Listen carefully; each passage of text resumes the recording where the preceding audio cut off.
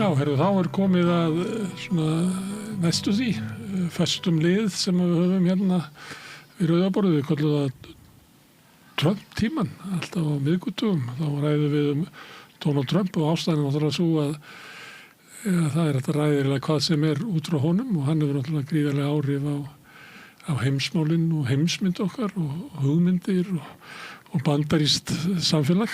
Við höfum haft það svona sem reglu að fá hinga fyrst og fremst fólk sem að þekki til Bandaríkjanna, hefur búið þar eða þekki til þeirra. Og hérna eru sambland af fastagestum og nýjum félögum í Trump-tímanum. Sveinn Máni Jóhannesson hefur nú komið ansi oft hérna. Ég held að þetta verið búið til eftir samtal við þig og Friðjón hérna. Já, við vorum að tala Trump. Ákvaðum að halda því bara áfram og erum enn að. Góð hugmynd. Já. Og hér líka Þorsteinn Þorgeirsson, hagfræðingur, sem hefur komið hérna á tímabili allavega. En Finnur Delsen, þú hefur ekki komið hingað áður í Trump-tímann, en ert Ameríkumenntaður? Já, með mitt. Já, það svo margar Ameríkurnar? Já, ég nam í Norður Karolínu, University of North Carolina í Chapel Hill. Það svona háskólabær þar, það svona aðal háskólinn í því ríki. Þannig að engin háskólabæir eru Trump Town, það? Nei, en það held ég, það var einhvern tímann republikani fylkisstjóri og hann lagði til að það yrði svona reist svona girðing í kringum Chapel Hill og það gert það svona dýragarði, sko. Það var svona horfa á þessu skrýtnu háskólanema og kennara og svona. En þetta eiginlega svona út öll Bandaríki að það eru háskólabæir, alveg sama hvernig fylkið hvort það sé rautt eða blátt. Já, og þeir eru oft reistir sko í miðju fylkinu. Í þessu tilviki það eiginlega til þess að eigi allir sko að fara langt, jafn langt eða jafn stutt fyrir alla eða nokkurn veginn í fylkinu. Það svona hugmyndin. Þannig þeir eru oft bara plantaðir einhvers staðar í miðjunni lengst frá öllum öðrum borgum og bæjum, sko. Nú reyndar þessi tiltekni háskóli frekar nálægt svona ákveðnum kjarna þarna, en fyrir vikið eru þið bara hér og þar og verða svona litlir bæir fullir af háskólafólki. En að því við ræðum þetta, það náttúrulega hluta því sem að Trump að gera, hann að lækna háskólana af vinstri villu. Já. Og mér skilst að meðal annars þessi háskóli sem ég var í, að það sé alveg farin að sjást merki þess að þau þora ekki lengur að ráða einstaklinga sem eru mögulega eitthvað umdeildir út af því að þau séu of langt til vinstri í einhverjum skrifum eða yfirlýsingum. Engin kynjafræði kennd og... Nei, mér skilst að það sé svona, frekar vera að skera niður á þeim sviðum og þá auka annars staðar, sko. Og það sé svona, það auðvitað ekki gert eftir einhverju valdboði frá Trump-stjórninni beint, heldur bara út frá svona mögulegum viðbrögðum frá sko, stjórn háskólans. Þetta þessir háskólar eiga sér svona stjórnir og það oft bara fólk sem skipað bara hérna og þaðan á atvinnulífinu eða stjórnmálalífinu. Og vinnur eiginlega við það að afla fjár hjá einum ríku og einir ríkur allir meira og minna komnir í Trump-liðið. Já, oft þetta líka bara aðilar sem beinlínis gáfi peninga sko, til háskólans og eða að gefa peninga til háskólans og þeir eru bæðið þetta með sína skoðanir og oft þetta svona fólk frekar langt til hægri en svo líka væntanlega þeir eru komið veg fyrir það að einhverju stjórnmálamenn sem eru kannski í fylkinu eða kannski á alríkisstígi ráðist á skólan eða gerir skólan að sérstöku skotmarki eins og frægir háskólar voru gerðir eins og Harvard og Columbia og MIT var það ekki og Penn.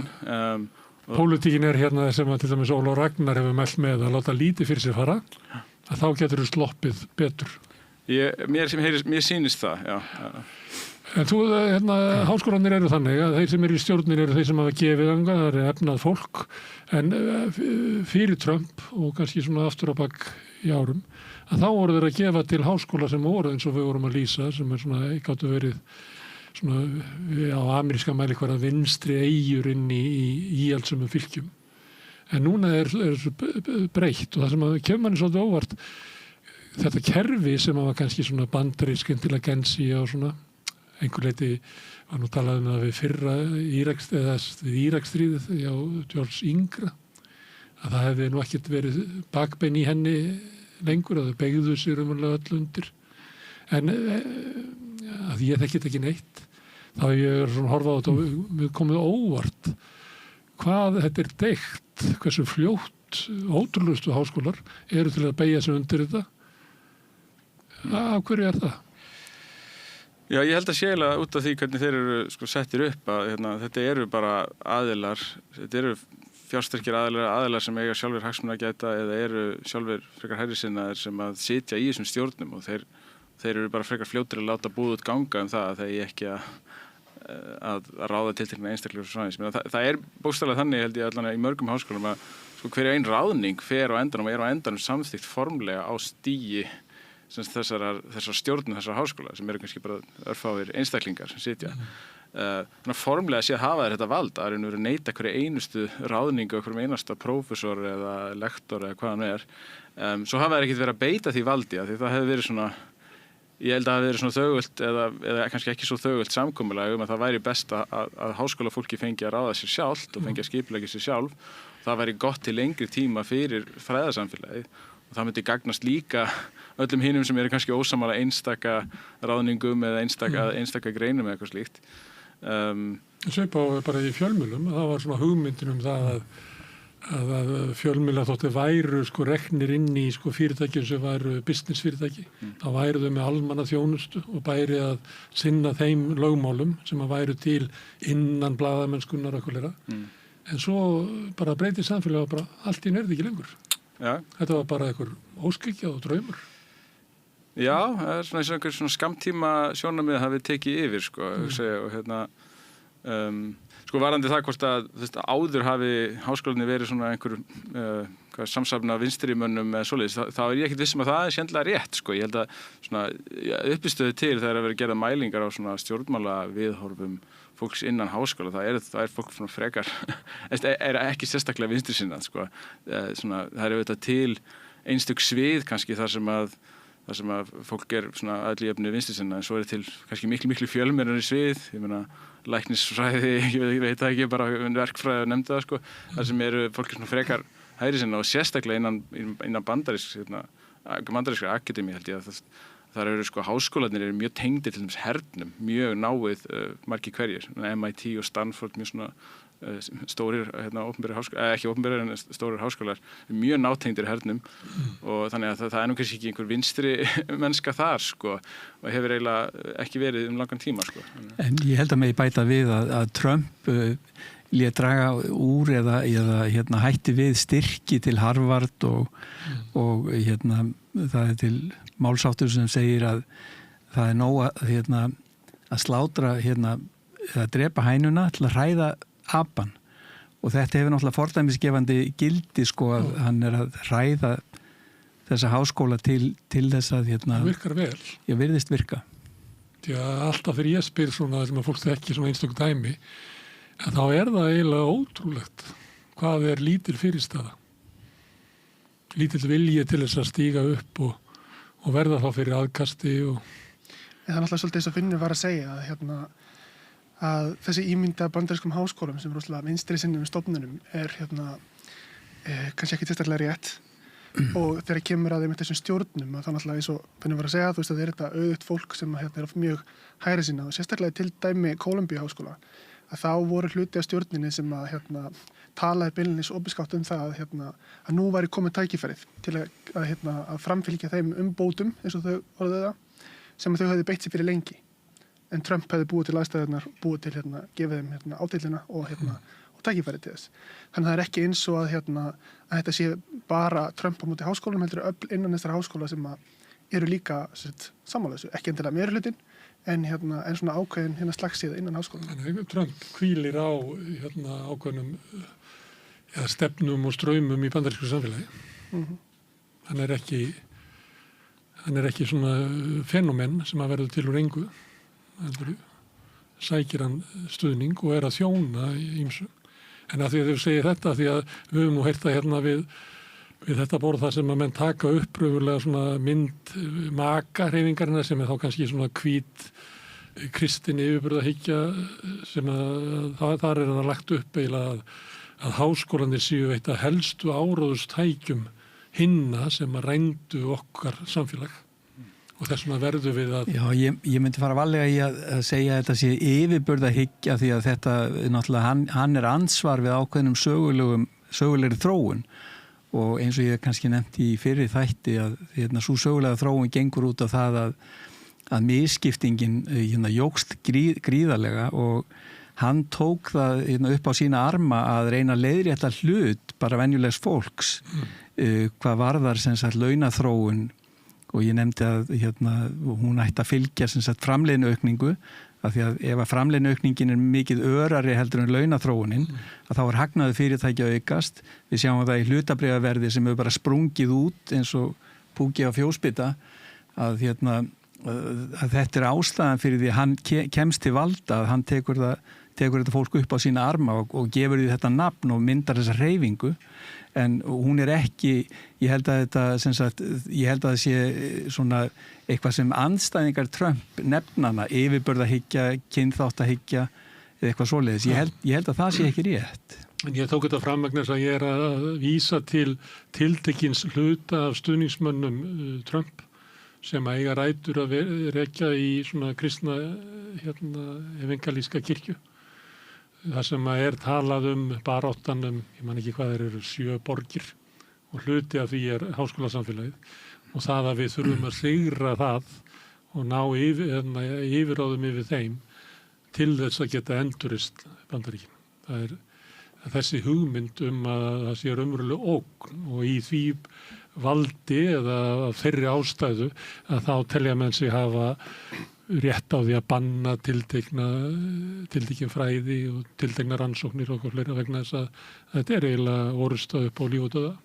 Já, þetta er mörgu leiti svona sá populismi sem að J.D. Vance var að fórsti. Hefur þróað svona í sínum skrifum þar sem að óvinnurinn sem búin er til er þessi liberal elita við strendurnar, sérstaklega í háskólunum. Óvinnurinn meðaloss. Já, og ólíkt til dæmis svona vinstri sinnum populisma sem að tekur beini sjónum sínum kannski að auðræðinu, þú veist að stórfyrirtækjunum og ríkustu einstæðlíkunum, Musk, Bezos og svo framvegis, svona þessum þannig típum sko. Þá er þessi populismi, makapopulismi beinist miklu meira að einmitt þetta, menntakerfinu, liberal, þessu svona frjálsleitu demokrata elítum.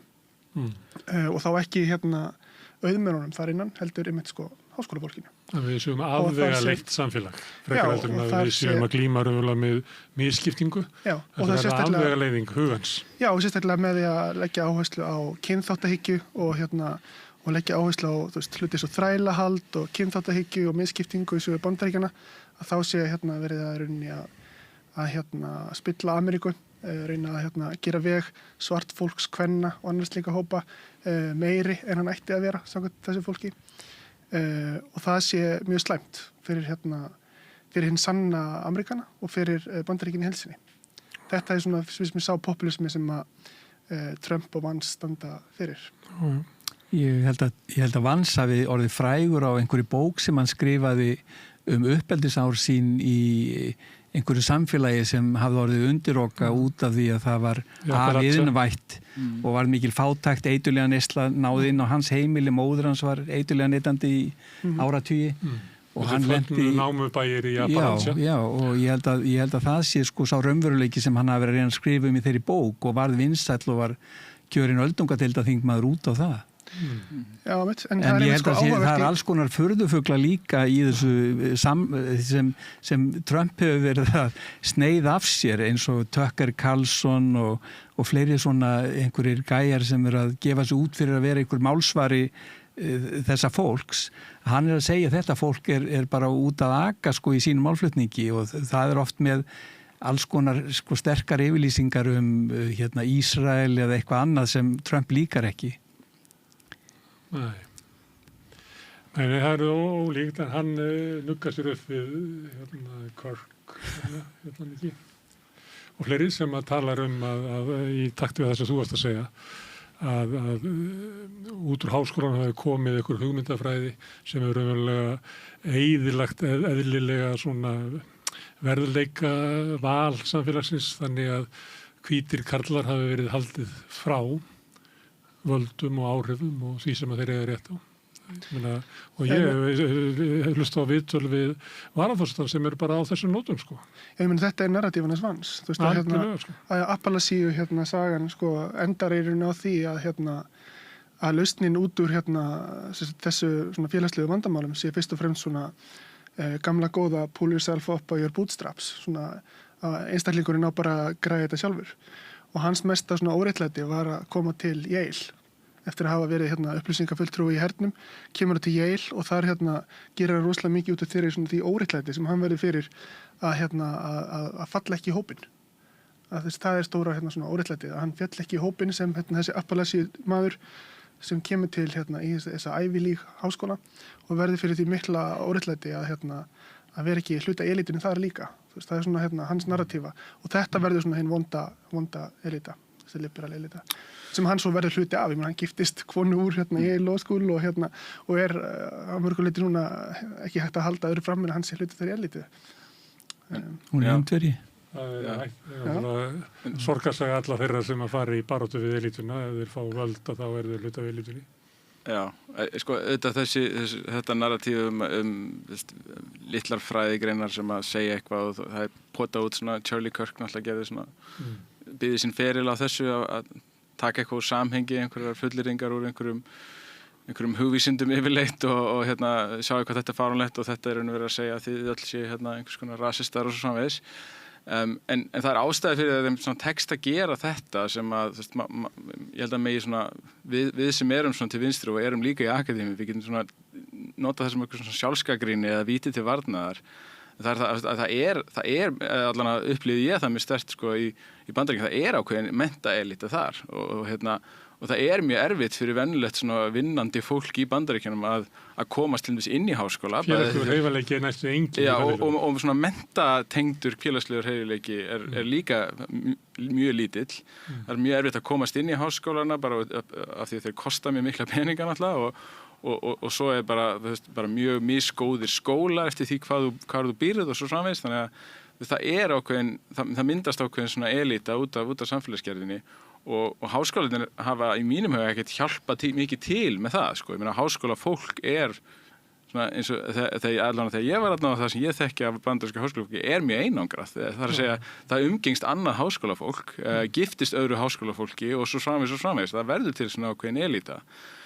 Við blessanlega höfum það ekki hér, ég held að það sé ekki á Norðurlöndunum og ekki í sama mæli í Evrópu, að ég meina fólk bara giftist fólki sem er ekki líka akademikarar og það var tiltölulega auðvelt með að komast inn í háskólanám og svo framvegis og þetta er ekki kannski bara... Kannski eru á leiðinu þeir kannast við að það kennst ekki inn í leiklistaskólan nema að vera ballleikara. Já, ég meina það... Það er svona þessi nebóbarna umræða sem hefur verið á Íslandi að hún allt í einu passar við Íslands samfélag sem hún gerði kannski ekki fyrir... Já, og ef þetta er þið almenna reglan hér að þá myndi maður óttast að sama orðræðan og hefur virkað í Bandaríkjunum myndi líka fara að virka hér og ég held að við þetta er raunverulegt vandamál í Bandaríkjunum. Já, það er ekki, þetta er ekki algjörlega bara tilbúið út af einhverjum Charlie Kirk, það er ákveðin svona jarðvegur fyrir þessari orðræðu sem að hefur ekki hjálpað. Já, ég meina algjörlega, bandarískir háskólar endur framleiða þá misskiptingu sem er í samfélaginu, bara alveg fullkomna og ég meina svo þetta félagslegur hreyfileiki er alveg í gegnum háskólana er alveg opbóðslega lítill. Þannig að ef þú ert með háskólasamfélög í samfélagi það sem er lítill sem engin félagslegur hreyfileiki þá er náttúrulega dæmdur til þess að enda með svona eins og þú varst að lýsa, svona verri útgáfun af því. Og myndar það þessa frústrasjón hjá öllum hinum sem er ekki með einhvern veginn miða í þetta að standa utan við þetta. Veist. Ekki bara út frá efnahagslegu hliðinni, heldur líka út frá það stendur utan við þessa menntaelítu og menningarelítu og líka. Þú ert einhvern veginn svona, þú tapar í öllum vikstöðum, sko, ef þú ert svona fátækur, ómenntaður Bandaríkjamaður. En það er einmitt þetta, sko, sem mér finnst svo mest svona problematískt við þessa umræðu, þessa orðræðu, að það er að þessi svona svið innan háskóluna sem hafa kannski, sem er svona með mjög miklum, hafa orðið ákveðna framfarir innan, þú veist að tryggja konum, fólki með fátækara fólki, og svörtu fólki tryggja því annarkvort aðgengi háskólanum gegnum meðal annars eitthvað skonar affirmative action eða annað slíkt eða búið til háskólaprógram í sem beina sjónum sínum að sögu svart fólks eða fátæks fólks og svo framvegis, að það er það sem er targetað í þessum aðgerðum. Það er ekki sko stóra hagfræðadeildin þar sem allir hvítu kallinir eru og Larry Summers kennið þeim öllum sko, heldur eru það það er ekki vandamálið. Það er líka ástæðan fyrir því að góðsögnin heldur eru það til, vegna þess að hann er með ævi sem að allt bendir til þess að hann átti að verða bara bæjarrónin, af því hann upplifði svo ömurlegar aðstæður í æsku, en hann rétti ekki sinn hlut með einhverjum svona félagslegum aðgerðum, hann gerði það bara með karakter og fleira. Þess vegna er sko hans saga virkar í þessu samhengi. Af því það hefur verið að deila það hvort að þessar félagslegu aðgerðir virki og makarheifingin aldrei fram að það sé ekki.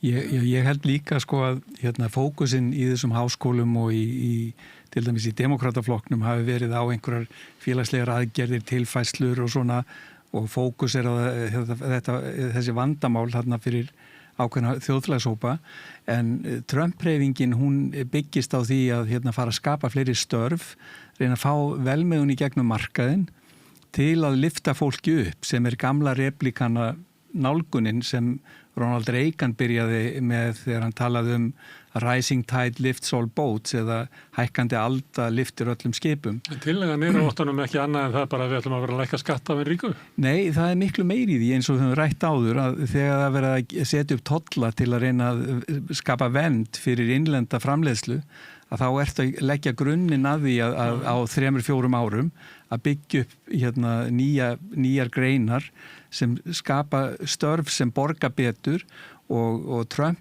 státar sig á því að til dæmis að hann, þegar hann var á fyrra tímabilinu, að þá hafi atvinnuleysi meðal svartra ungra byrjað að lækka mikið, af því að hann var með þarna ákveðnar aðgerðir fyrir svona fólk sem bjó í þessum virkilega slæmu aðstæðum í gömlum stórborgum eins og Detroit og öðrum, þar sem iðnaðurinn sogaðist út þegar þeir opnuðu fyrir frjálsa verslun. En að því að vísaðir í Reagan og fleiri, að þá hefur leiðin þeirra verið til þess að bæta stöðu almennings, er að lækka skatta á einn ríku, sem eigi að því að einn ríku fara betur með peninga heldur en ríkisvaldið, og þau munu þá fjárfesta í einhverju sem munu búa til störf, og við verðum að minnka allar reglugerðir og fleira til þess að þau verður frjáls í því sem þau gera, að taka reglugerðirnar af Wall Street og eitthvað fleira, því þá mun blómstra hér gott samfélag. Þetta hefur verið línan sem hefur verið undanfarið 40 ár. Já, en ekki með Trump. Trump kemur aðra lausnir.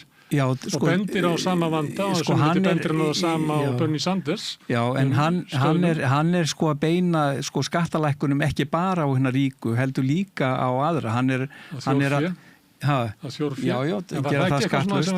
Já, það skiptir máli fyrir þetta stór grein í Bandaríkjunum í þjónusta.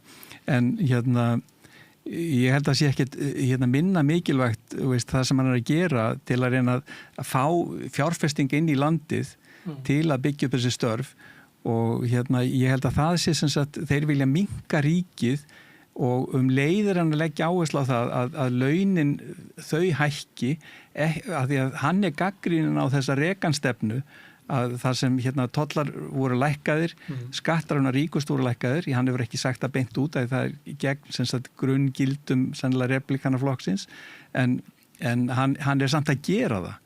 Hann er að gera það sem Reagan gerði ekki, og hann er að reyna að sem sagt bæta hag þessa fólks, og ég held að það sé sem sagt munurinn á honum og demokrautum, að demokratar vilja bara stærra ríki, meiri skattheimtu, meiri útgjöld og fókusera á einhver svona vandamál, en eru samt ekkert að skipta sér raun og veru af þessu fólki sem er í miðríkjónum, sem hefur átt að vest.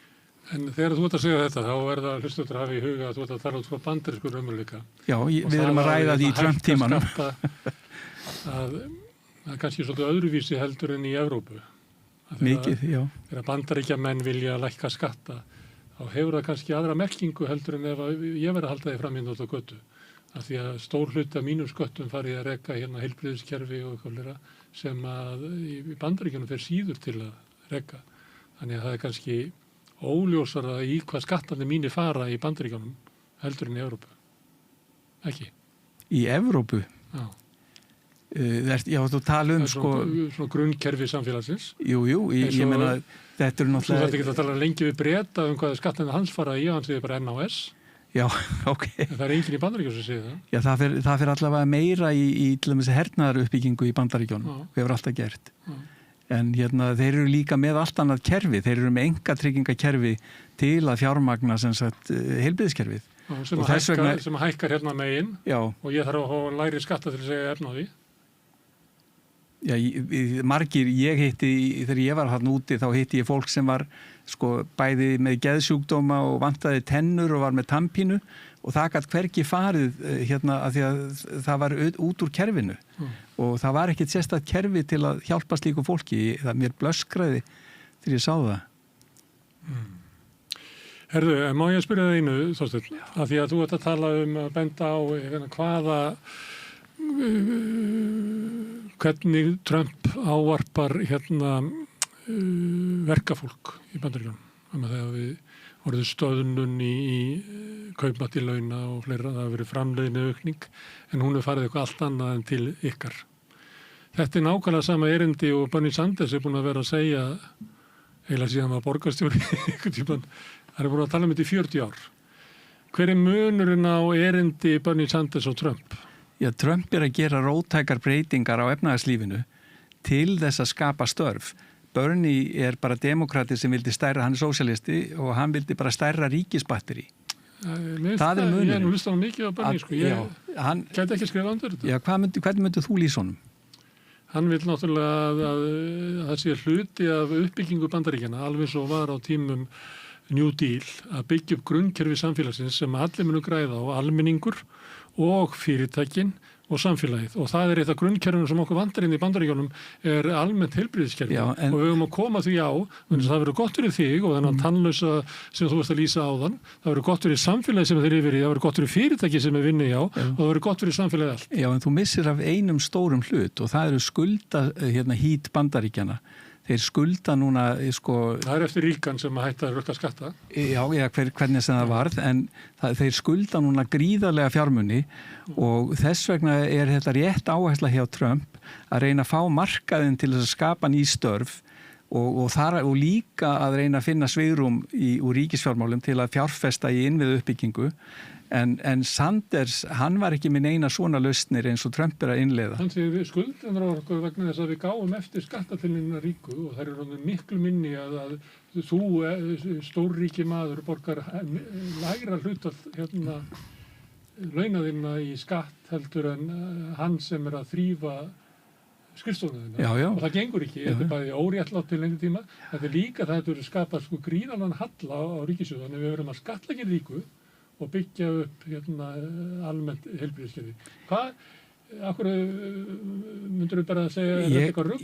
Nei, ég held að skattstefnans núna, hún miðast við það að fá fjármagnin í hagkerfið, bæði erlendis frá og innan frá, til að fjárfesta í uppbyggingu sem er undir vernd frá fríverslun.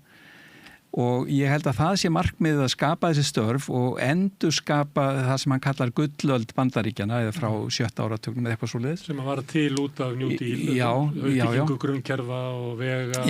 En þetta er hans leið. Hann vil fá meiri hagvöxt til að geta unnið úr þessari skuldasúpu með því að lækka skuldahlutfallið. Þú þarf tvennt í það. Þú þarf mikinn hagvöxt og lága raunvexti og síðan þarf að borga af markvist niður skuldirnar. En hann er með prógram til að gera það og ég held að Bernie Sanders, ef hann ætlaði að fara að skattleggja bara hennar ríku, þá held ég að það hefði geta bara skapað kreppu. Af því að ég meina það hefði dregið úr starfsemi í fjárfestingum og öðru. Allavega er það einn skoðun. Síðan þegar þú komið meira jafnvægi, þá getur þú hækkað jaðarskatta fyrir hennar ríku. Af því að þá ert ekki eins háðu þeim hvað fjárfestingu varðar. Að hún hefur bara sinn gang. Ég held að Roosevelt hafi hótað 100% skatti.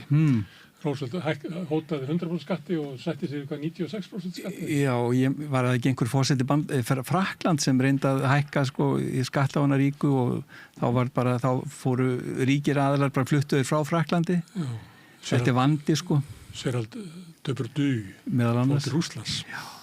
Herðu, þessi hérna ágreiningur, eða þess að kannski þetta ekki ágreiningur og þetta eiginlega megin þráður bandarískar sögu, þessi kjara stöðnun alls venjulegs fólks eiginlega frá 1970, bæði Trump og Bernie Sanders eru sammála þetta og maður myndi halda að þetta væri sko þjóð sem að þetta væri megin verkefnið að mæta hvað það ætla að gera í þessu. Bandarísk stjórnmál virðast eins og ekkert fjalla þetta. Þau fjalla bara eiginlega hvað sem annað, Íran, Epstein, fóstureyðingar í bara you name it. Já, Trump gerir eitthvað og þá verður allt brjálað og það soga til sín allt súrefni í fjölmiðlarýminu. Þannig það bara. Það er ekki drætt tolla núna. Það var allt vitlaust í fyrra. En það var þeim hent út tollanum? Já, þeir eru ennþá og hann er að finna leið til að gera það varanlega. En ég veit ekki hvort að þeir vilja koma inn í þetta með að stundu virðist vera vandi Bandaríkjanna síðan svolítið augljós. Já, ég held að þetta sé náttúrulega vísvitandi gert að vera stöðugt að finna aðra hluti til að tala sko, til þess að tala ekki ójöfnuðin sem í Bandaríkjunum sko, og þetta svona það að tala þessar elítur og tala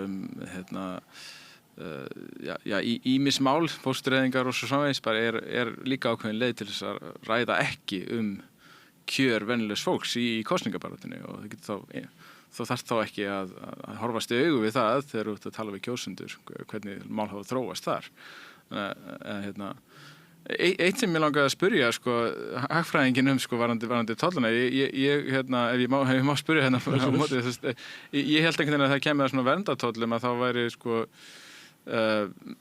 það væri það raunveru sko svona skammgóður vermir nema og sérst að byggja upp einhvern iðnað sem að þú ert að vernda eitthvað tímabundið sem að síðan getur tekið tollana af og sá iðnað þá lifir í samkeppni við erlendan iðnað. Og er Trump eða þessi verndartollar virkilega hannaði til að gera það í Bandaríkjunum? Já. Að innan sem verið að byggja upp núna muni lifa af samkeppni við erlendan iðnað frá Kína en þú verður að athuga sko að það er ekki sama samkeppni við Frakkland eða samkeppni við Kína. Að launastigið í Kína er svo miklu lægra að þú þarft virkilega að venda því annars sogast bara framleiðslustarfsemi þangað og þeir flytja síðan vörunni inn til Bandaríkjanna og það vísu lækkar það verð á vöru en áhrifin á laun þeirra sem missa framleiðslustörfin og fara yfir í þjónustu, þau eru miklu meiri heldur en nemur lækkun verðlagsins. Það gerðist fyrir sko 30-40 ára. Já, en hann er að spyrja þetta og ég er bara að segja sem sagt að vendatollarnir eru nauðsynlegir og ætlar að byggja þetta upp aftur. En hvar eru þær verksmiðjur? Hvar? Í Bandaríkjunum núna, verksmiðjurnar sem tollarnir eru að venda. Ef þú veist eitthvað hagfræði þá veistu að það tekur medium term eða svona 3-4 ár fyrir verksmiðjur að frá því að það er ákveð að byggja þær og þá ætlar fara að framleiða. Þannig að það er liðið núna 1 ár síðan tók við og þannig að þetta tekur tíma. En hvar er verið að byrja að byggja, hvar eru áform að byggja upp versmiður í ákvaða sviðum hvar er mér finnst ég horfa á tollarna og ég er alveg saman því að eina af réttlætingum Trumps er sér svona hann er náttúrulega með þráhyggju fyrir viðskiptajöfnuðinum og allt það og eitt af þessum hugmyndum sem hann er með að við að byggja upp versmiður og hluta þessi náttúrulega bara framhald af Biden-stjórninni. Biden-stjórnin tóku upp svona ákveðna tolla til þess að byggja upp svona strategískt svona autonomy meðal annars út af COVID og röskun á virðiskeðjum. Þannig að það er ekki svo þetta er náttúrulega þróun sem er í gangi á heimsvísu. Þannig að hluta þessu náttúrulega ákveðin svona samfellan á milli. En það sem mér hefur fundist Trump nota tolla fyrst og fremst til er sem svona geopolítísk kylfa sem maður notar svona eftir eigin hendusemi og hóta Brasilíumönnum tollaðir dæma Bolsonaro eða bara Spánverjar segja okkur finnst ekki góð hugmynd að fara í stríði í Íran en þá bara, nú set ég 15% aukatóll á ykkur. Þetta hefur mér fundist vera svona aðal notkun tollana og svo tengist þetta náttúrulega líka hann hefur farið í samningaviðræður við ríki þar sem hann hefur að reyna að innan gæsalappa leiðrétta þar sem hann lítur svo á að Japan og Suður Kórea og Evrópa hafa verið að nýta sér góðvild Bandaríkjanna og er þá svona að þvinga þessi ríki til að fjárfesta í Bandaríkjunum. Neyða þau raunin til þess að koma með fjárfestingur í Bandaríkin. Svo náttúrulega eftir að sjá hvað það skila Samningur við Suður Kóru, ég man nú ekki upphæðina, hún var sko stjarnfræðileg. En svo náttúrulega bara þeir gengust inn á að fjárfesta í Bandaríkjunum. En svo náttúrulega bara Suður Kóru með núna að leita sér nýju mörkum og það yfirleitt þannig sem svona hluti myrka að þú veist að þegar einhver kemur og setur á því toll og notar hann með svona gerræðislegum hætti og þetta bara einhvers konar, þú veist, bara markaðir vilja einhvers konar fyrirsjáðleika og þú ert með mann sem getur bara skellt á því toll hvenær sem honum hendar, þá náttúrulega leitar að öðrum mörkum og það er náttúrulega það sem eru allir að gera núna, það er að leita sér að öðrum mörkum til þess að þurfa ekki til að vera minna háð Bandaríkjunum. Svo Þorsteinn er hrifinn af tollunum en ekki þessum hótunartollum held ég. Nei, hann er náttúrulega með, hann er talin hafa þetta svona transactional sko approach eða sem sagt viðskipta nálgun en það er hann viðskiptamaður og hann notar tollana sko í grunninn að þessar ástæðu sem ég lýsi en svo notar hann það líka sem einmitt eins og þú lýsir svona kilfu til að lemja menn til en við megum ekki gleyma því að þegar menn fjárfesta segjum að þetta sé tollaveggurinn og fara hérna og fjárfesta hér að þá eru þeir fjárfesta innan tollaverndar þannig að þá eru þeir bara komnir í samkeppni við Bandaríkin innan Bandaríkjana og þurfa ekki að borga tollinn þannig að það er ákveðið hagræði af því fyrir þá þannig að þetta er ekki bara verið að pína og til að fjárfesta og þeir fara eitthvað annað. En þetta er svolítið vandamál vegna þess að Trump telur sig verið að breyta svona eiginlega grunnþáttum efnahagslífsins og við sjáum ekki árangurinn eða þá og við sjáum þú segir hvað er þessa verksmiður og vandamál er að sumuleyti er að við erum með Trump sem er mjög óþolumóður maður þannig hann getur haldið ræður þar sem hann heldur því fram að þessa verksmiður séu þar og hann hafi verið þar og þær séu bara að koma og allir eigi brátta sig á þessu en engin almennilega sér þær sko þannig hann getur ekki beðið þessi 3 ár sem þú ert að segja að taki tíma að byggja verksmiðuna þannig hann byrjar að ýja því að það séu bara komnar í gang í þessu fylki, segir hann. Ég meina, þetta eru fréttir sem berast ekki yfirleitt alþjóðlega þegar það er tekin einhver skóplustunga, það er einhver framleiðsla að fara í gang hérna eða eitthvað. Það er ekki fréttir sem berast okkur. Þá finnum við ekki þessa verksmiður. Ég hugsa að það sé örugglega eitthvað hægt að finna, en ég hef ekki lagst yfir þá leit. Hann er bara ekki nógu sannsúgull, hann Trump. Hann ýkir alveg ótrúlega. Nei, náttúrulega, við getum líka bara séð störf sem verða til eða hvort þeim er fjölga eða fækka í Bandaríkjunum og þeir náttúrulega er yfirleitt að fækka milli mánaða. Þær tölur ekki góðar. En það er gríðarleg fjárfesting til dæmis núna í gervigreind, þannig að það er eitt. Það er ekki iðnaðarframleiðslan sem hann ætlar að endurreisa til þess að bæta stöð fólk sem að white collar hvítra workers í Pennsylvania og Riðbeltinu. Hún mun hafa áhrif út allt. Með því að fækka störfum ennþá frekar? Nei, því að það koma störf í tengslum við gervigreindina. Það er bara saga tækniþróunar að það tapast ákveðin störf og síðan koma ný í staðinn. Og það fylgist alveg. Það var líka sagt, Þorsteinn, það var líka sagt við alþjóðavæðinguna. Við missum framleiðslustörfin til Kína, en það verða til önnur störf, en þau voru miklu lakari. Við vorum bara vinna í vöruhúsinu á Amazon og þurftum að pissa í flösku, mistu verkalýðsfélögin og fengum bara skýta díl út úr þessu. Og þannig er það oft þegar auðvaldið á öll framleiðslutækin að við, þú veist, sem erum núna komin að vinna í vöruhúsinu í Amazon, við erum ekkert að fá neitt góðan díl út úr nýju störfum sem kom út úr Þeir sem störfuðu á ströndunum í Bandaríkjunum, í fjármálaþjónustu og í tölvutækni og öðru, þeir sáu góða launaþróun. Þeir lentu ekki í því sem hinir sem voru í riðbeltinu lentu í. Þannig að það er alveg tvennt ólíkt. Og ég held sem sagt að menn hafi ofmetið þetta að verðlagið myndi lækka, það myndi bæta hag allra. Að þegar fólk misti þessi störf og launin lækkuðu, þá var gríðarleg afturför.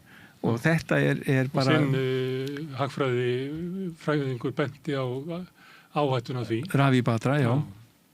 Hann benti á það í bók 93 sem kom út.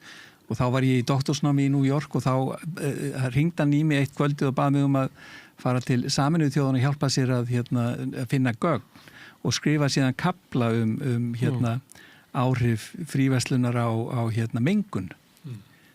Og ég gerði það fyrstu drög að þeim kafla.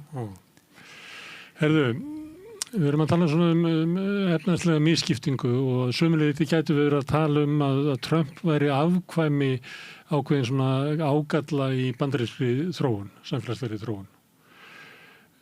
Lítur þú svo á það Finnur eða er Trump sérstakt fyrirbrigði?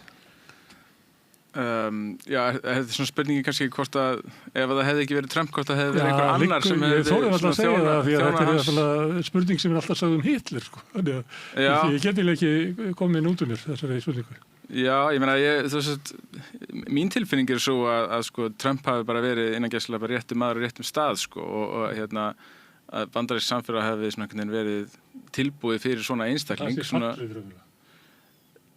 Já, ég veit ekki, það hafi verið svona, stjórnmálamenningin hafi þróast í þá átt að næsta stóra stjarna yrði einhver svona fyrirverandi sjónvarpsstjarna þar sem að þetta eru rosalegar yfirlýsingar og myndi tengja inn í einhvern svona mjög svona frumstæðan populisma, ég orða það þannig, og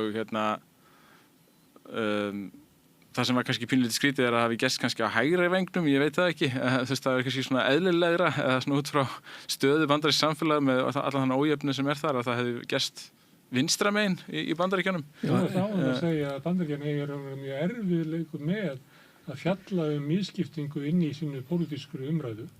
Það sömuleyti vegna þess að það er svo mikil skömm sem að fylgir henni að þeir eru svo trúa svo mikið á hennar Ameríska draum þótt hann sé ekki til.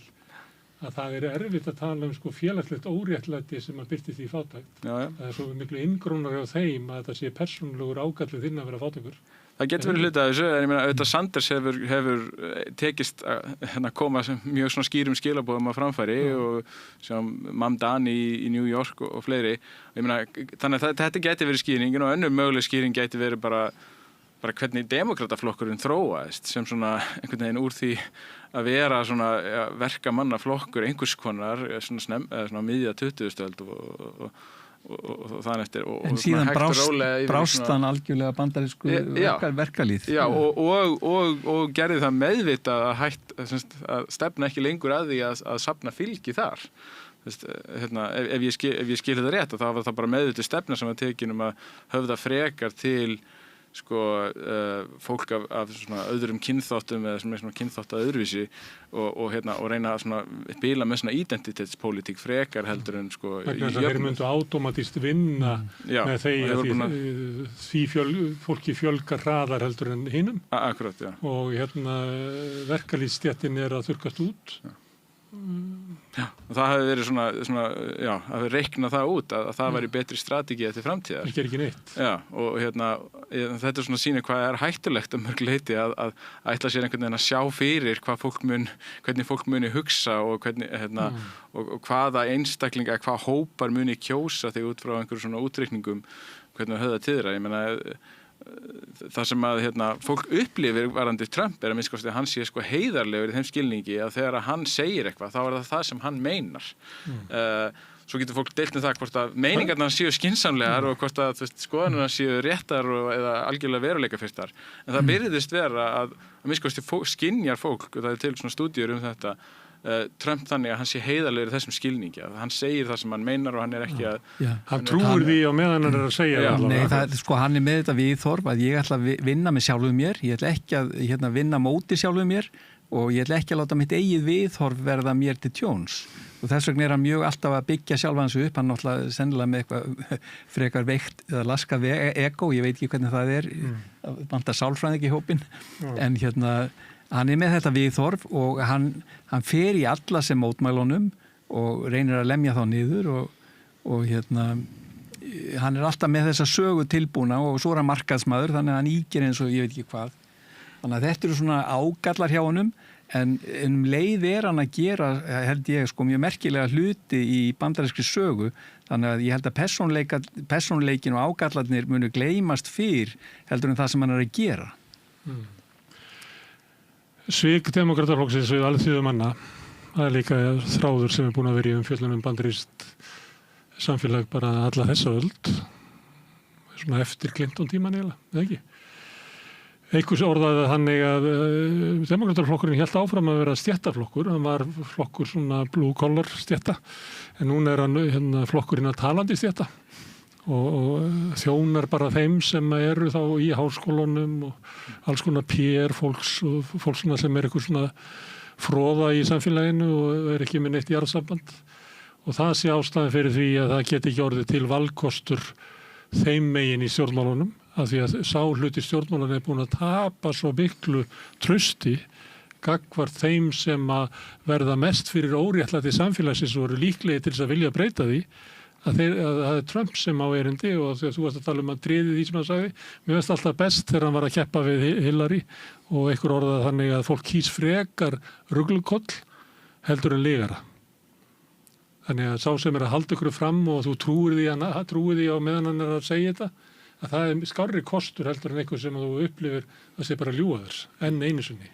En ég myndi segja að hann kannski er ekki eins mikil ruglukollur og hann lítur út fyrir að vera eða hljómar fyrir að vera af því að hann hefur fyllt ákveðinni sögu skoðun alveg frá því að hann kom fram í fjölmiðlum á 9. áratug þegar hefur hann verið að segja eins og ég held að Stefán hafi nefnt það fyrir í þættinum að þeir eru að misnota okkur og svona og þeir eru að græða á okkur og hann ætlaði að stoppa það. Hann er byrjað að segja það og það sem að meinti var þá að Þá var það Japan?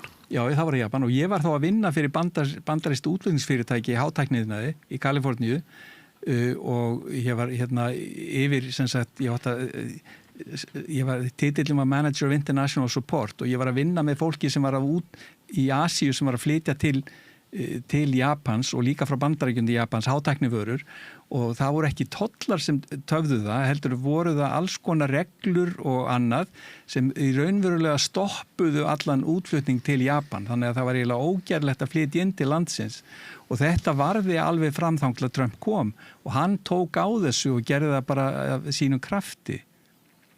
Þannig að ég held að það sé alveg ástæða fyrir því hvernig hann er að bregðast við og það er ekki bara einhver rugludallsmennska. Nei, en ég var nú bara að meina það svona hvernig tilfinning kjósendans að hann kannski hefur enga forsötu til þess að trúa Donald Trump en hann lítur sá að hann sé þó skárri kostur heldur en Hillary það sem er svona langvarandi svik demokrataflokksins sem var alltaf að segja til dæmis alþjóðavæðinguna að hægt og bítandi munu kjörðín í batna. Það ég meina séðu við erum að lyfta fólki úr fátækt í Kína og hægt og bítandi munu þetta koma til þín en það eru bara liðin 40-50 ár síðan að verksmiðjan lokaði og þetta er bara versna og nú er bara komin dóp faraldur yfir og við erum áfram að vitna í Appalachia. Hvað segir það? Að demokrataflokkur séu bara í svo slæmri stöðu að þeir get ekki komið með lausnina nema í New York? Kannski bara næsta skrefið í þessari þróun að í staðin fyrir að kjósa mannin sem segist alltaf binda enda á stríði með Austurlöndum en fer svo í endalaust að stríði með Austurlöndum að þá kjósa Bandaríkjamenn bara konuna sem segist alltaf fara í stríð við Íran og gera það svo. Það er svona í anda Trump. Kannski það bara næsta skrefið í þessu. Nei, ég veit ekki, demokrataflokkurinn er náttúrulega í ákveðinni krísu eins og við höfum oft talað og hann er náttúrulega klofin í herða niður varðandi þeirra sem eru svona komið til hægri Larry Summers demokratarnir og svo þeir sem eru meira til vinstri eins og Zohran Mamdani og Alexandria Ocasio-Cortez og fleiri og og það held ég sé engin svona sérstök Trump er náttúrulega alveg opbóðslega óvinsæll núna í Bandaríkjunum og heldur sem horfir að þá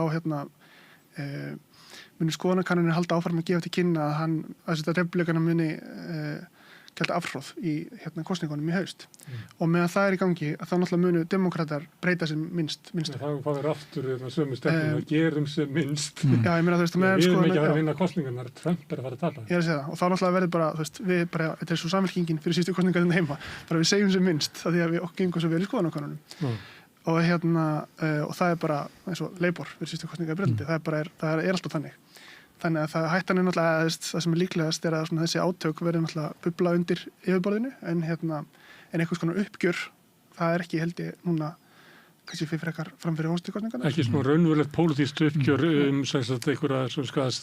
hvaða leið samfélag á að fara heldur pólitískt uppgjör arfleið Trump Hvernig við fílum hann? Já, meðan hann hefur þennan stuðning sem hann hefur í báðum þingdeildum í Bandaríkjónum að þá er hann allavega ekki lame duck. Hann getur látið einhver lög fara í gegn og hann er að vinna í því. En kann hann benda til þess að hann muni missa þetta? Hann hefur þennan tímaramma fram að í næsta ári til að koma einhverjum breytingum í gegn og síðan hættan á því sko fyrir hann að hann verði eigi ekki sem sagt þann stöðning vísan í þinginu eins og hann hefur haft hingað til og ég held að það marki kannski það að hann að drífa í svo mörgu til dæmis að núna hann að fara í stríði við Íran og það náttúrulega mjög óskiljanlegt en hann að frelsa Kúbu fyrir kosningar. Já, hann að laga svona ýmis vandamál sem hafa truflaðan.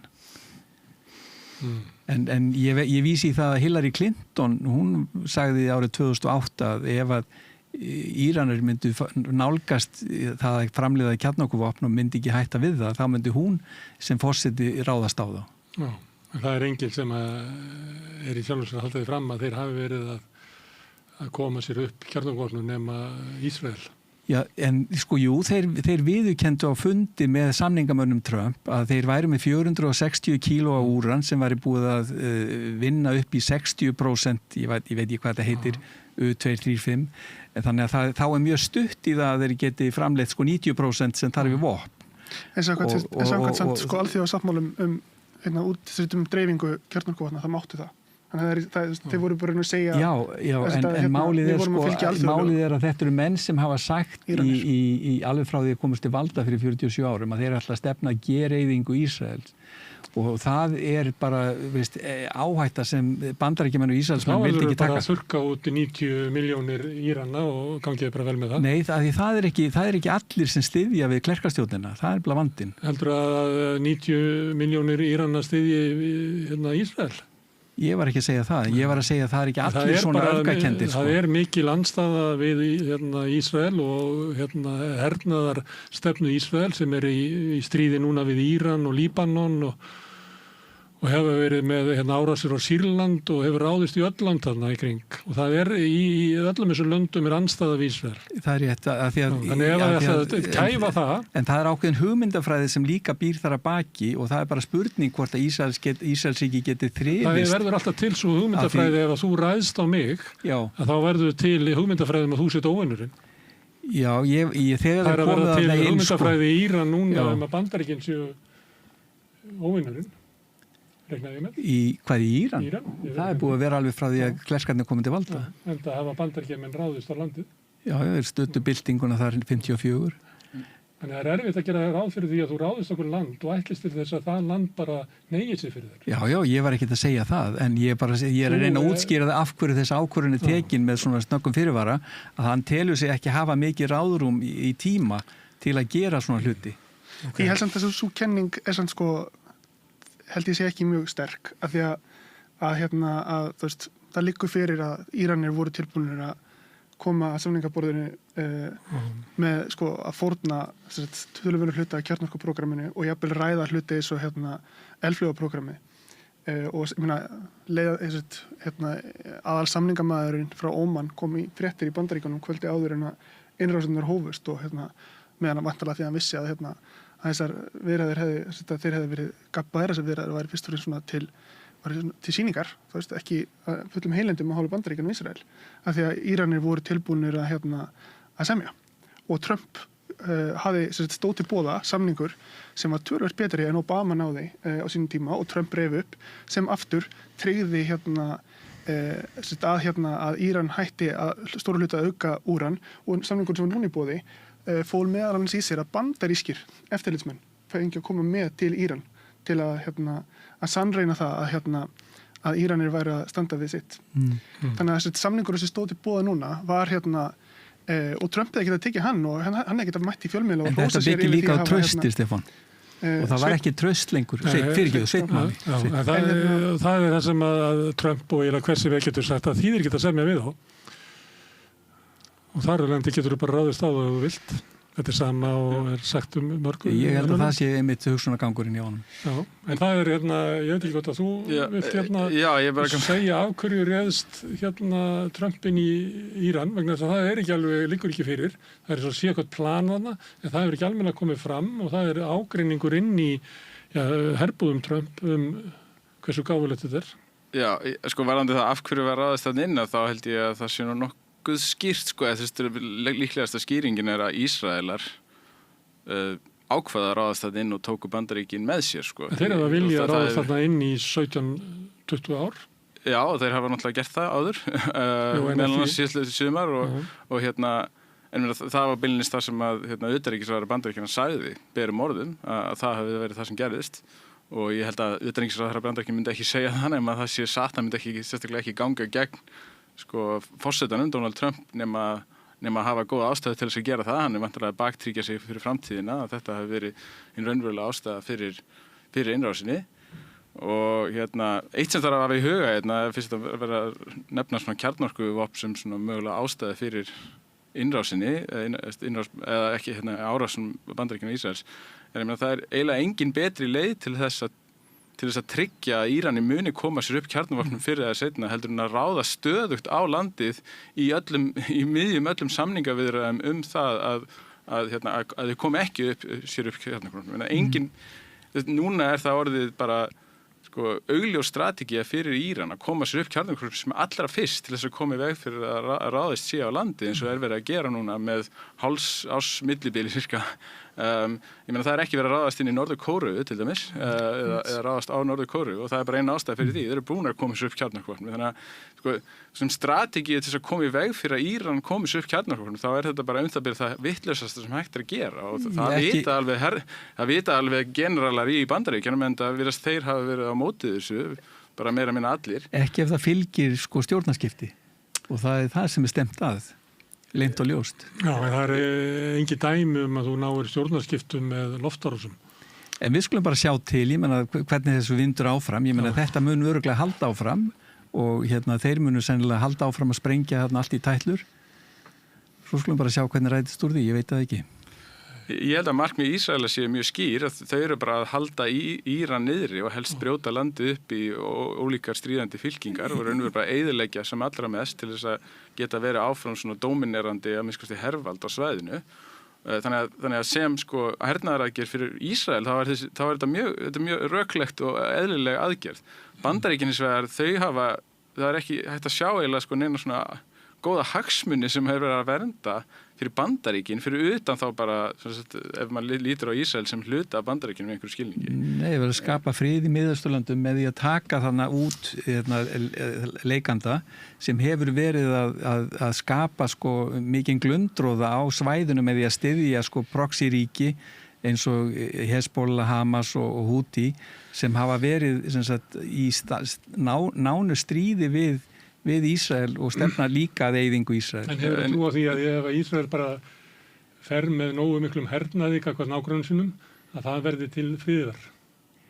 Er það ekki bara til þess að búa til andstöðu? Jú, það er stóra hættan. Þeir eru reyna að losa tangarhald hersins ERGC á íbúum með óttastjórn.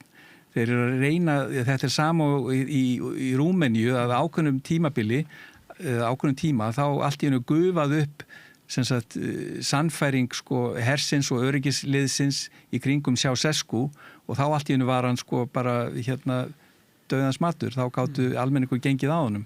En nú er búið að fjarlægja alla yfirstjórn, marga liði niður og spurningin er hvenær ná þeir að aftengja þessar vopnuðu hersveitir út allt Íran frá þessari frá alþýðunni og með þessa óttastjórn. Hvenær ná þeir að vinna bug á því? Það sýnist með vera aðal markmiði hjá Ísrael og Bandaríkjunum. En hugmyndin að það verði þá einhvers konar stjórnarskipti fælir þá í sér eða sem að myndi skipta máli fyrir Bandaríkjunum og Ísrael er að það tæki þá við einhver stjórn sem er bara allt í skyndilega mjög vinnveitt Ísrael og vinnveitt Bandaríkjunum. Það er bara svo erfitt að sjá þetta scenaríu fyrir sér.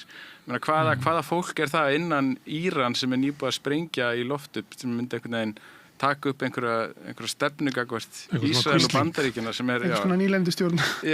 Kvisling. En svo náttúrulega líka má ekki gleyma því að það er ekki eins og að Ísraelar séu hættir þegar kemur að Íran. Þeir eru fannir að tala um Tyrkland strax.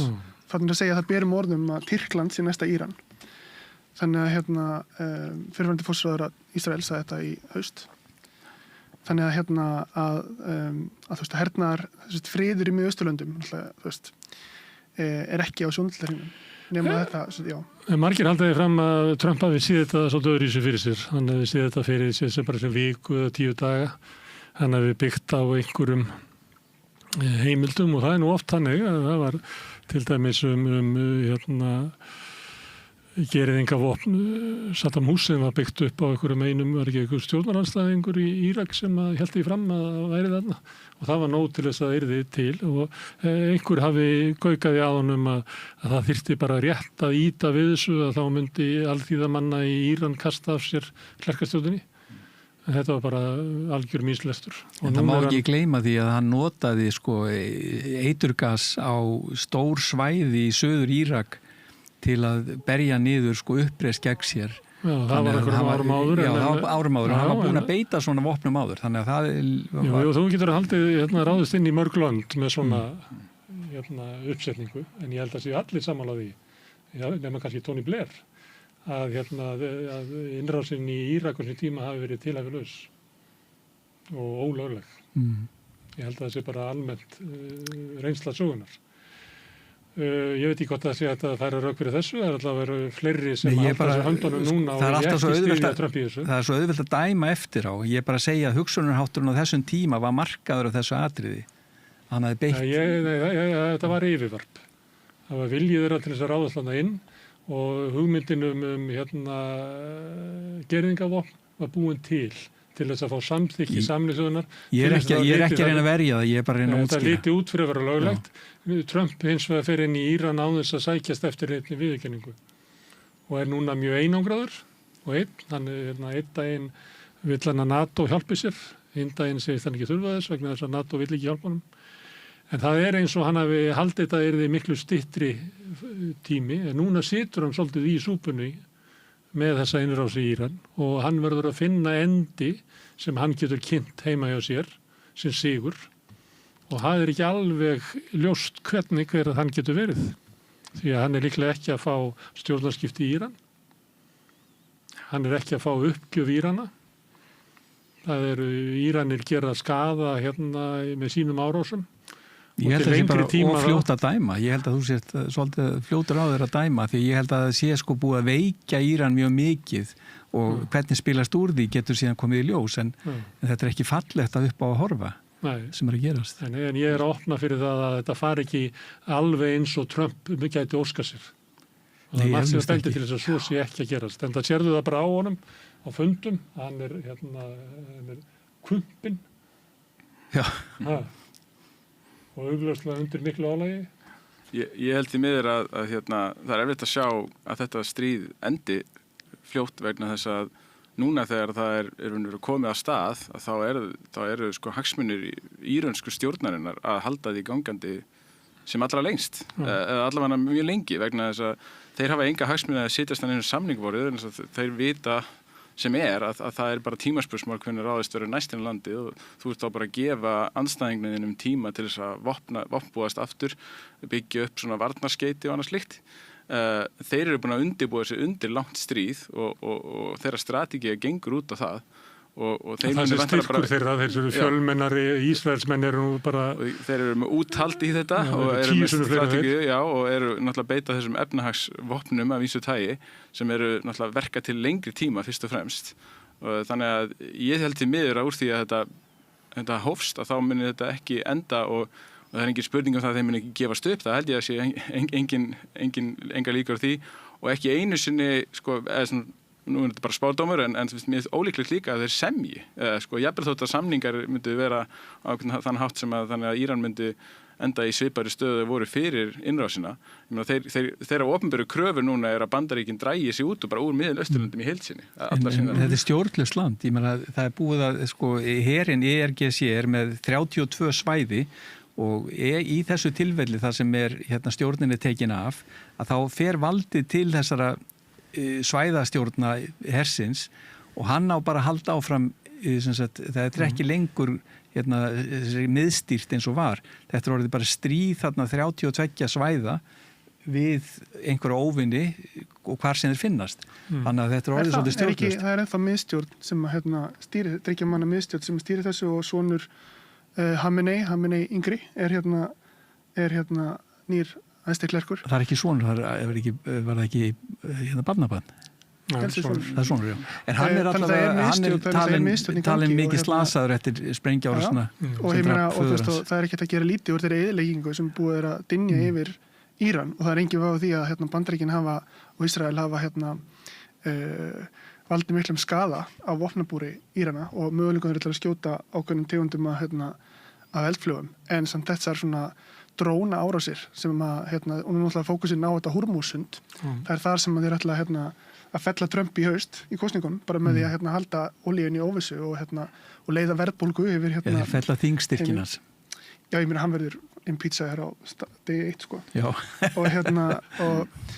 og Íran getur haldið því áfram bara með hræódýrum drónum í mjög langan tíma og eins og Gunnar Smári sagði á hana að það eru engin dæmi það að loftárásir einar og sér nái að tryggja stjórnarskipti og sérstaklega ekki í landi þar sem þú ert með svona hugmyndafræðilega stjórn og þó þessi stór hluti almenning sem er á móti stjórninni og slíkt þá er mjög erfitt að byltingarherinn spannar marga milljónir manna mörg hundruð þúsund manns. Besta leiðin til þess að auka stuðningu stjórnvöld í Íran er að ráðast á þau og ráðast á landið. Þannig að kannski fellur stjórnvöld eftir 2 vikur við náttúrulega vitum það ekki en það hlýtur að teljast mjög ólíklegt einstaklega ólíklegt og það náttúrulega Trump er ólíkindadól, hann gæti bara sagt á morgun ég er hættur og farið heim. En það gerði þegar hann var að herja á Hútana einmitt. Þá hætti hann bara við þegar hann sá að þetta var ekki að vinna þetta. Algjörlega. En á móti kemur að komin eina góða fréttir úr þessu fyrir mig þannig að hann hætti bara. En á móti kemur að það er náttúrulega fleiri í þessu stríði. Hann lokaði Afganistan. En það eru fleiri í þessu stríði en bara Donald Trump sko. Íran er eins og finnum var að segja hafa ákveðna hagsmuna því að halda þessu eitthvað áfram. Og svo náttúrulega er ekki ljóst að Ísraelar sé tilbúnir að hætta eldur. Og það náttúrulega ef að Ísrael ber allavega, ég held að segja nokkuð ljóst að Ísrael ber tölverð ábyrgð á því að hafa komið Bandaríkjunum inn í þetta að þá er óljóst hvort að þeir hafi ekki líka þá bara völdin til þess að halda Bandaríkjunum þarna inni. Akkurat er ekki að gera það, hvernig spilast það út. Hagsmunir Íran er að ekki að semja við Bandaríkin og Ísrael. Því það er orðið ljóst að það er ekki hægt. Það verður bara ráðist á okkur fljótlega aftur. Við höfum meiri hag á því að hafa langt stríð en stutt. Því að þegar þá kemur inn bara fjöldin og við getum búið til endalaust af ódýrum drónum sem að rándýr loftvarnakerfi Ísrael þurfa að verjast. Þannig ég held að sé að þannig hugmynd inn í Íran. Ef við höldum þessu áfram í nokkra mánuði, þá getum við brotið niður loftvarnir Ísrael. Við getum teygt á stuðningi Bandaríkjanna við þetta stríð vegna þess að það er óvinsælt heima fyrir. Og það er ólíklegt að Trump komist upp með að auka það. Þannig ef við lifum nógu lengi til þess að upplifa það að brotni stuðningurinn innan Bandaríkjanna, að þá munum við hafa betri stöðu í Miðausturlöndum gagnvart Ísraels heldur en haft áður. Þú veist að hann er að flytja. Við getum líka gert samninga við aðra kjarnorkuvopn eins og Pakistan og eitthvað fleiri.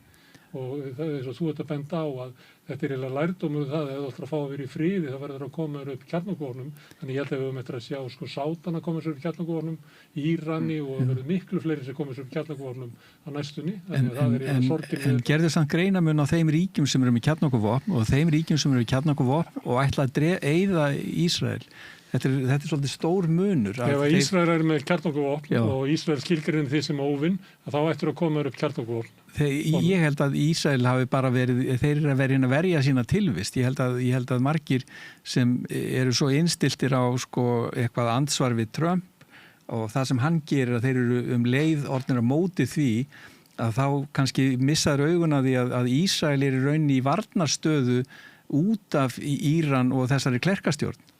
Hversu oft hefur hún ráðist á Ísrael? Ísrael? Hún hefur gert það síðan 2003 með því að fjármagna Hezbollah, Hamas og Houthia til þess að vera að reyna að grafa undan Ísrael og Íran hefur aldrei ráðist á Ísrael. Þeir hafa fjármagn, þeir gera með proxy herjum. Þeir hafa stutt frelsisbaráttu Palestínu gagnvart linnulausum árásum Ísraelsmanna. Þetta er stríð sem hefur á sér mjög flókna sögu. Ég ætla ekki að fara að rekja hana hér en það þarf tvo til að dansa og þetta hefur bara þróast svona en það er allavega engin laust framundan ef að Íran kemst nær í kjarnorkuvopn að þá er það mjög hættulegt ástand fyrir Ísrael. Það er svo hættulegt við þennan hernaðarleik sem að Netanyahu hefur lokkað Trump inn í, að það mun leiða til svona niðurstöðu. Já, það er þín spá. Já. Þetta er gríðarlega erfitt viðfangsefni og þar mann eins og Trump sem kannski hugsar ekki alla leiki fram í tíman til þess að gera eitthvað svona. Herðu, Piltar, það er endalegt þetta að tala um Trump og ég fæ ykkur til þess að koma hinga aftur seinna að ræðumenn og samtali fyrir alltaf bara hinga og þanga eins og settir og það ég er ekki að kvarta við því, það er bara svona er Trump og áhrif hans á heimsmálinn og okkar hugmyndir. En Sveinn Máni og Þorsteinn og Finnur, kæra þakkir. Við sittum hérna áfram við Rauðaborðið, við erum alltaf að reyna að skilja heiminn og okkur sjálf og samfélagið. Næsti kafli er eftir augnablik. Frjáls fjölmiðlun á í vök að verjast, allstaðar, ekki bara á Íslandi. Peningavaldið og sterku hagsmunaöflin eiga greiðan aðgang að stjórnvaldi og fjölmiðlum og eiga jafnvel sína eigin fjölmiðla. Þess vegna er samstöðin svo mikilvæg. Hér er pláss fyrir alla raddir, málin eru krufin til mergjar og samtölin eru stór og innihaldsrík. Samstöðin er mikilvægt lýðræðistæki. Ég heiti Kristín Helga Gunnarsdóttir og ég styð samstöðina.